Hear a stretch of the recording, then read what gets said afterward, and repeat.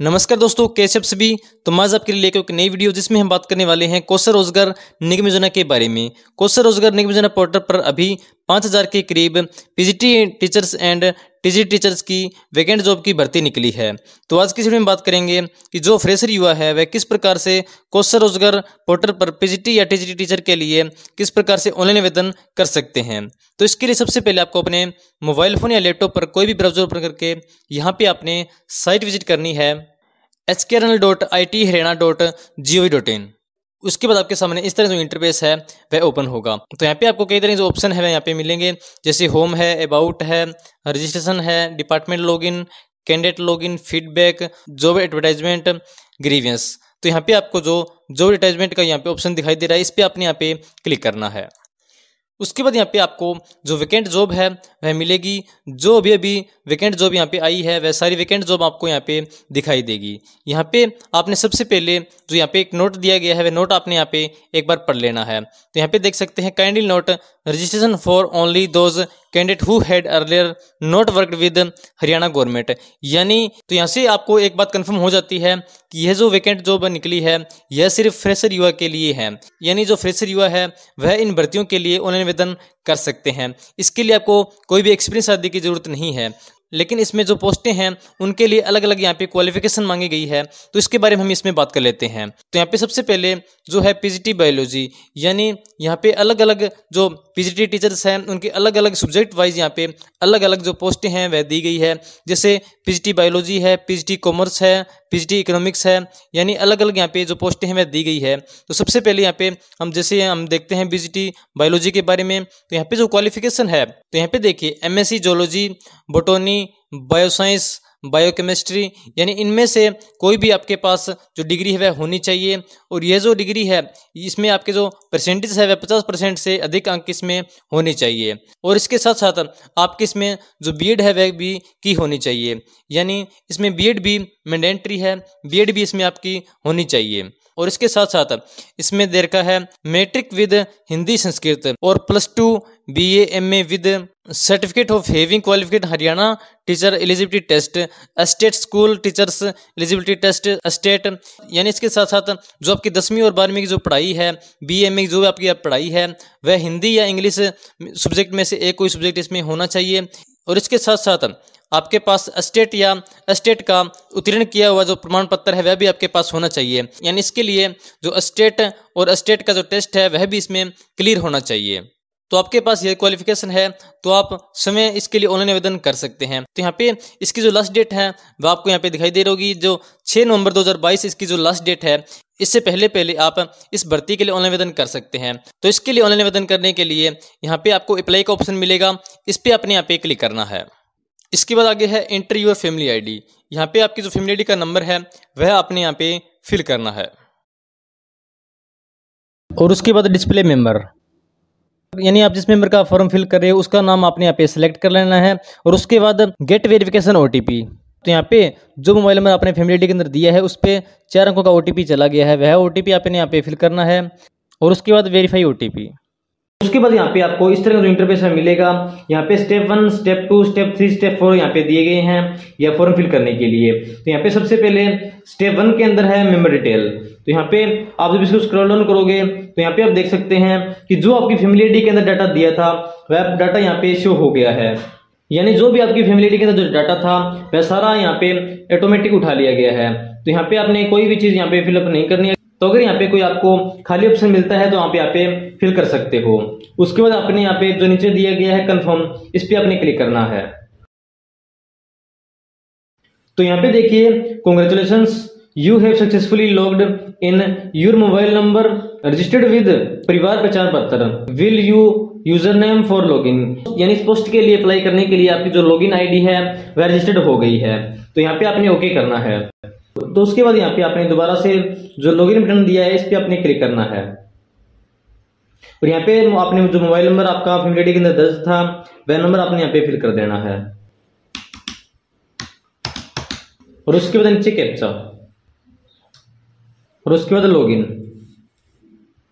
तो यहाँ पे देखिए रजिस्ट्रेशन नंबर, यानी आपका इस पोस्ट के लिए जो रजिस्ट्रेशन था वह हो चुका है। अभी आपने जो यहाँ पे आपको लास्ट में ऑप्शन दिखाई दे रहा है प्रोसीड, इस पे आपने यहाँ पे क्लिक करना है। तो यहाँ पे जो स्टेप 1 है वह यहाँ पे कंप्लीट हो चुका है। तो अभी आपने जो यहाँ पे स्टेप 2 है उस पे क्लिक करना है। और यहाँ पे पूछा गया do you have NSQF skill certificate, यानी आपके पास NSQF स्किल सर्टिफिकेट है तो आप यहाँ पे यस कर सकते हो, और नहीं तो आप यहाँ पे नो कर सकते हो। और उसके बाद यहाँ पे सेव NSQF, तो यहाँ पे आप काइंडली नोट्स के अंदर देखिए you have can not make any changes in your application after final submit, यानी ये जो फॉर्म है वह फाइनल सबमिट होने के बाद इसमें कोई भी चेंजिंग नहीं होनी है, यानी यह जो डाटा है वह आपने करेक्ट भरना है। ये जो फॉर्म है वह सबमिट होने के बाद इसमें कोई भी चेंजिंग नहीं होगी। तो यहाँ पे देखिए कांग्रेचुलेशंस NSQF डिटेल सेव्ड, यह जो डिटेल है वह सेव हो चुकी है, तो यहाँ पे ओके कर दीजिए। और उसके बाद नीचे है यहाँ पे एजुकेशन डिटेल, यानी यहाँ पे आपने जो स्टडी कर रखी है उसकी डिटेल आपने यहाँ पे ऐड करनी है। तो यहाँ पे आप ऐड एजुकेशन पे आप क्लिक करोगे। तो यहाँ पे देखिए एजुकेशन डिटेल के अंदर एजुकेशन, यहाँ पे आपने जो अपनी क्वालिफिकेशन कर रखी है वह आपने यहाँ पे सिलेक्ट कर लेनी है। यह जो 10वीं क्लास है वह आपकी मैंडेटरी है, यानी इस फॉर्म के लिए आपकी जो 10वीं कक्षा है वह पास होनी चाहिए। तो यहाँ पे आप 10वीं कक्षा फिल कर दीजिए। उसके बाद आगे है रिजल्ट स्टेटस, यहाँ पे आपका जो रिजल्ट स्टेटस है यानी आप इसमें पास हुए या फेल हुए तो आप यहाँ पे पास पे क्लिक कर दीजिए। और उसके बाद है सिलेक्ट बोर्ड, यानी जिस बोर्ड से आपने 10वीं कक्षा पास की है वह बोर्ड का नाम आप यहाँ पे सिलेक्ट कर दीजिए। तो यहाँ पे जैसे है central board of secondary education CBSE board, उसके बाद है Haryana board of school education, यानी आपने HBSE या CBSE बोर्ड से क्वालिफिकेशन कर की है तो यहाँ पे आप सिलेक्ट कर दीजिए। और अगर आपने कहीं अदर बोर्ड से जो 10वीं कक्षा पास की है तो आप अदर बोर्ड पे भी क्लिक कर सकते हैं, तो यह आप यहाँ पे सिलेक्ट कर लीजिए। तो उसके बाद आगे है ग्रेडिंग सिस्टम, यानी नॉन CGPA CGPA, यानी आपकी जो 10वीं की मार्कशीट है वह नॉन CGPA है या CGPA है, यानी इसमें आपके जो नंबर है वह परसेंटेज के हिसाब से है या ग्रेड के हिसाब से है, तो आप इसके हिसाब से यहाँ पे क्लिक कर दीजिए। उसके बाद आगे है डेट ऑफ मार्कशीट, यानी आपकी जो मार्कशीट है उसकी डेट क्या है, उस पे आपकी जो मार्कशीट है उस पे आपको डेट मिल जाएगी जिस डेट को आपकी जो मार्कशीट है वह जारी हुई थी, तो वह आप यहाँ पे फिल कर दीजिए। और उसके बाद नीचे है मार्कशीट नंबर, यानी यहाँ पे जो मार्कशीट का नंबर है यानी आपका जो सीरियल नंबर है वह आप यहाँ पे फिल कर दीजिए। तो यहाँ पे आपको ऊपर सबसे पहले क्रमांक सीरियल नंबर पे यहाँ पे आपको दिखाई दे रहा है, यह नंबर आपने यहाँ पे फिल करना है। उसके बाद नीचे है रोल नंबर, यहाँ पे आपके जो रोल नंबर है वह आपने फिल करने हैं। और उसके बाद नीचे है मार्क ऑब्टेन, यानी आपके टोटल में से कितने नंबर आपने लिए हैं, टोटल आपने जो प्राप्त किए हैं वह आपने यहाँ पे फिल करने हैं। उसके बाद है टोटल मार्क्स, यहाँ पे आपको जो टोटल मार्क्स है वह आपने फिल करने हैं। तो यहाँ पे जो टोटल परसेंट है वह ऑटोमेटिक यहाँ पे उठा लेगा।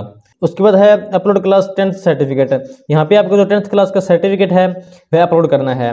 तो इसमें अपने ध्यान रखना है only PDF files of maximum size 500 KB are allowed, no special character, यानी ये जो आपका सर्टिफिकेट अपलोड करोगे उसमें ज़्यादा से ज़्यादा 500 KB का अपलोड कर सकते हो। और ये जो फाइल है और ये जो सर्टिफिकेट है आपने PDF के अंदर फिल करनी है, यानी यहाँ पे JPG में यह नहीं अपलोड होगा, सिर्फ PDF के अंदर ही आपने जो सर्टिफिकेट है अपलोड करना है। और इसका जो साइज है वह 500 KB से कम होना चाहिए। तो यहाँ पे आप 10th का सर्टिफिकेट अपलोड कर दीजिए। और उसके बाद सेव डिटेल, तो यहाँ पे आपकी जो एजुकेशन डिटेल है वह यहाँ पे ऐड हो चुकी है। और इसके साथ साथ इस भर्ती में जो भी क्वालिफिकेशन आपसे मांगी गई है वह सारी क्वालिफिकेशन आपने यहाँ पे ऐड कर देनी है। और उसके बाद आपने यहाँ पे जो स्टेप 3 दिया गया है इस पे आपने क्लिक करना है। तो यहाँ पे स्टेप 3 के अंदर देखिए सोशियो इकोनॉमिक्स क्राइटेरिया, यह आपने यहाँ पे येस और नो में आपने बताना है। यहाँ पे सबसे पहले पूछा गया नंबर 1 पर any person from among the application fathers mothers spouse brother and son is was or has been a regular employee in any department board corporation company state body commissions authority of government of Haryana or any other state government or government of India. तो यहाँ पे आपकी family के अंदर आपके पिता, आपकी माता, आपकी पत्नी या आपका भाई कोई भी गवर्नमेंट जॉब के अंदर या किसी भी विभाग संस्था के अंदर लगा हुआ है तो आप यहाँ पे यस कर दीजिए, और नहीं तो आप यहाँ पे नो कर दीजिए। उसके बाद आगे पूछा गया है is applicant the first or the second child and his her fathers had died before attaining age of 42 years. तो यहाँ पे आपसे पूछा गया है कि आप अपने फादर की फर्स्ट या सेकंड संतान है और आपके पिता की 42 ईयर से पहले ही डेथ हो चुकी है, तो आप यहाँ पे यस करोगे और नहीं तो आप यहाँ पे नो कर दीजिए। तो यहाँ पे नंबर 3 पर देखिए, is applicant the first or the second child and his her father had died before the applicant had attend the age of 15 year. यानी जो एप्लीकेंट है वह अपने फादर की पहली या दूसरी संतान है और आवेदक की 15 साल की एज से पहले ही पिता की डेथ हो गई है। तो यहाँ पे आपने यस और नो में बताना है। उसके बाद आपने सेव बटन पे क्लिक करना है। Congratulation candidate detail saved successfully. उसके बाद ओके और उसके बाद आपने जो नेक्स्ट बटन है उस पर क्लिक करना है। उसके बाद आगे है स्टेप 4।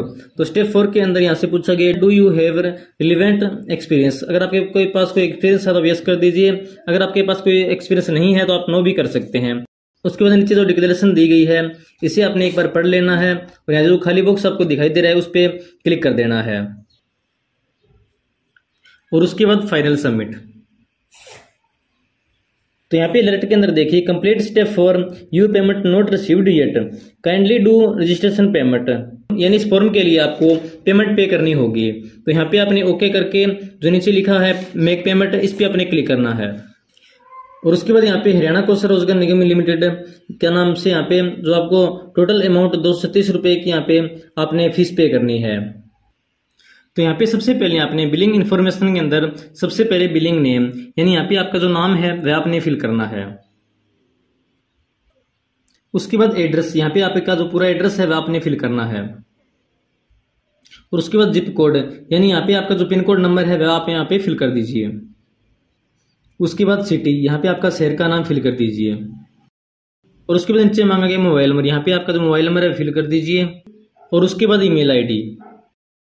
तो यहाँ पे नीचे पेमेंट इन्फॉर्मेशन के अंदर देखिए credit card, debit card, net banking, Paytm, wallet, UP यानी आप इनमें से किसी भी तरीके से पेमेंट काट सकते हैं, क्रेडिट कार्ड से, नेट बैंकिंग से या आप यूपीआई यानी आपके पास फोन पे गूगल पे चलता है तो उसका क्यूआर कोड स्कैन करके भी आप यहाँ पे फीस काट सकते हैं और आपकी फीस पे करने के बाद आपका जो फॉर्म है वह सबमिट हो जाएगा। तो यह थी आज की वीडियो कौशल रोजगार निगम योजना पर जो फ्रेशर युवा किस प्रकार से रजिस्ट्रेशन कर सकते हैं इसके बारे में। तो आपको वीडियो कैसी लगी है? अगर आपको वीडियो पसंद आई है तो वीडियो को लाइक कर दीजिए एंड अपने दोस्तों आदि को शेयर जरूर कर दीजिए। अगर आपको इसके बारे में कोई और जानकारी चाहिए तो कमेंट बॉक्स में कमेंट कर सकते हैं और अगर आप इस चैनल पर नए हैं तो चैनल को जल्द से जल्द सब्सक्राइब कर दीजिए और बेल आइकन को प्रेस कर दीजिए ताकि आपको आने वाली हर नई अपडेट समय समय पर मिल सके। मेरी वीडियो वॉच करने के लिए आप सबका बहुत बहुत धन्यवाद। जय हिंद, जय भारत।